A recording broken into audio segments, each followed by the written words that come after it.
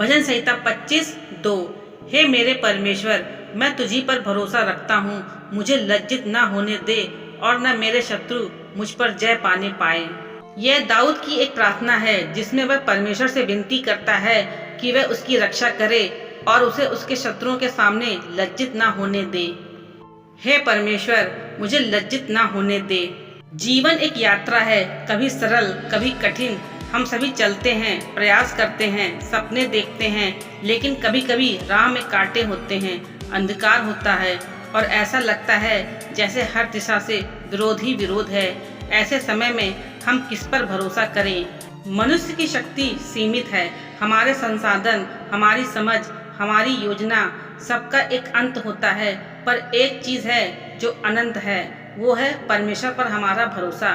जब मनुष्य की योजना विफल हो जाती है तब ईश्वर की योजना आरंभ होती है। ऐसे ही एक क्षण में जब संकट सामने था और रास्ता अंधकार में, तब दाऊद ने प्रभु से प्रार्थना की। ये राजा दाऊद का भजन है।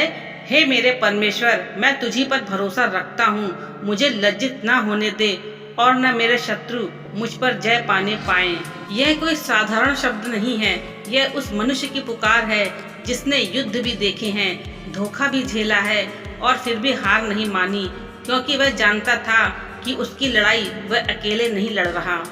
यह वचन हमें सिखाता है कि लज्जा तब आती है जब हम अपने बल पर भरोसा करते हैं, लेकिन जब हम परमेश्वर पर विश्वास करते हैं तब चाहे कितने भी शत्रु खड़े हों, चाहे कितने भी बातें हमारे विरुद्ध हों, विजय अंत में हमारी होती है।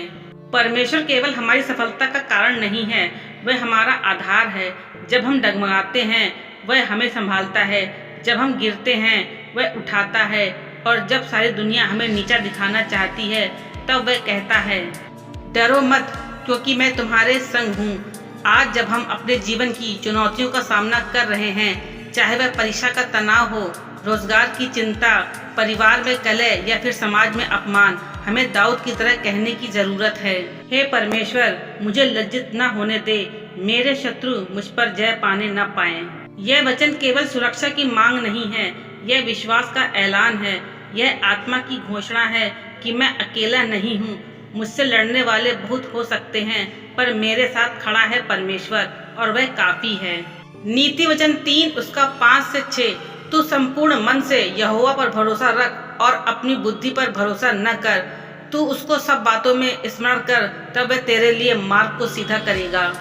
इस पद में भी वही भावना है, आत्मनिर्भरता नहीं बल्कि परमेश्वर निर्भरता, क्योंकि हमारी बुद्धि सीमित है पर उसकी दृष्टि अनंत है। भजन संहिता 18:2। यहोवा मेरी चट्टान, मेरा गढ़ और मेरा उद्धार करता है, मेरा परमेश्वर मेरी चट्टान जिस पर मैं भरोसा करता हूँ, मेरी ढाल और मेरा उद्धार का सींग और मेरा ऊंचा गढ़ है। यहाँ गढ़ शब्द का प्रयोग हुआ है जैसे पुराने समय में एक किला होता था जिसमें जाकर सैनिक सुरक्षित हो जाते थे, वैसे ही ईश्वर हमारे लिए है। जब हम थक जाते हैं, डर जाते हैं, तो वह हमें अपनी गोद में समेट लेता है। लज्जा से नहीं, विश्वास से भरा जीवन। विश्वास केवल तब तक विश्वास नहीं है जब तक कि वह परीक्षा में ना उतरे। जब परिस्थितियां विपरीत हों, जब हर तरफ से निराशा हो, तब भी यदि कोई व्यक्ति कहे, हे परमेश्वर, मुझे लज्जित न होने देना, तो वह दिखता है कि उसका भरोसा मनुष्य पर नहीं, प्रभु पर है। वह यह नहीं कह रहा है कि मुझे मेरे बल पर बचा, बल्कि यह कह रहा है कि तेरे नाम से मेरी लाज रख ले। रोमियो 10:11। जो कोई उस पर विश्वास करेगा वह लज्जित न होगा। रोमियो 10:11।